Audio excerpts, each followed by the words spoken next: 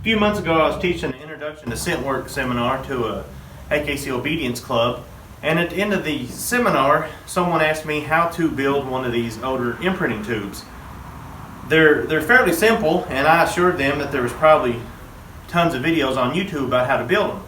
However, as I looked on YouTube, I noticed that there were several versions of the imprinting tube, but none of them were to my liking. So I reached out to everybody in the seminar, and I wanted to explain to them how I built them, because there's a few reasons why I built them the way I build them. If you look on YouTube, you'll notice that some of them will be sitting around and that they wobble in the base. Now, while I do some professional detection dogs, the majority of what I train are sport dogs like AKC, UKC, things like that.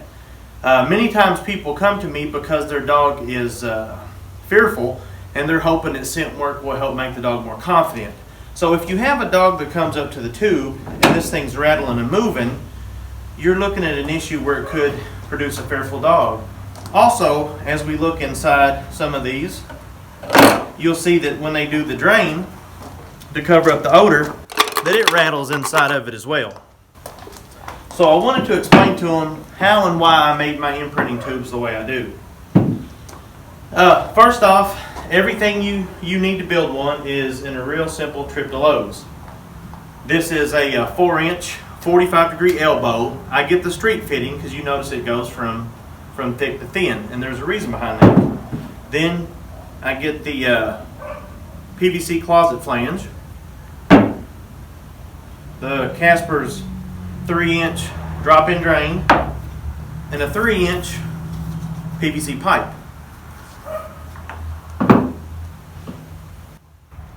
The reason I get the street fitting is because at the base it will snap in secure.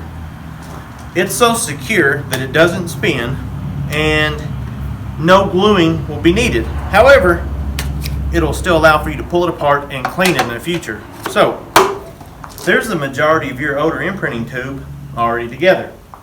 Now if you look at the one I've already made, there's a 2-inch hole, and when it sits in there, I have the hole where we feed the reward through as close to the odor as I can get. Remember, this is an imprinting tube, so the goal is to get the dog to put their nose as close to the source of odor as possible. So here we are with the project and work. So remember earlier when I said that the drop-in drain goes in there and it can wiggle around. You'll see a lot of versions of this online, and it allows that to happen. Once again, pet quality dogs, some of them being fearful, that could be an issue. So as we played around with them, you'll notice that my version has a seal that when slid on there, goes in and there is no wiggle. So the next step, which I went ahead and pre-cut that one, is to cut off a section of your 3-inch pipe to fit around your drop-in drain. That creates your seal for in here. So here you can see the majority of our odor imprinting tube is already assembled. The next step is to cut the hole in the back of the tube in which we would slide our hand through and reward the dog as its nose comes in to the odor. One question I noticed on another video on YouTube is somebody asked, well, how do you cut the hole in the back? Real simple. I didn't spend a whole lot of money on building any of these. I actually went to Harbor Freight. They have a hole saw kit. I think I paid $18, and it goes all the way up to like 2.5 inch. Put a 2.5. I used the 2-inch hole saw. Alright, so 2-inch hole saw, drilled 2 inches from the base. I'm not going to bore you, I will clean this up a little bit, but as you can see, here we are.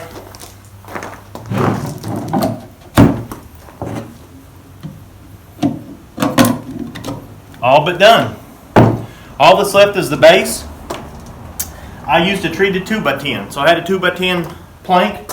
I used a treated 2x10 for weight. My puppy, when I was using her in odor imprinting tubes, what I was using prior to that just wasn't heavy enough, so she would come in and slide.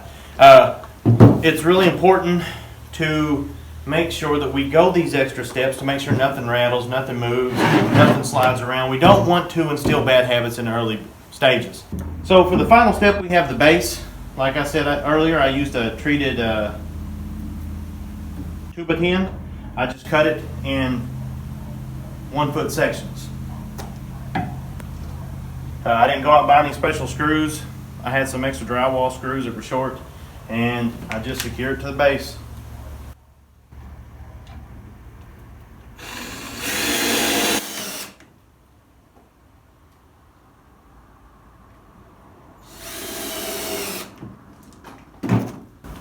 And there you have it.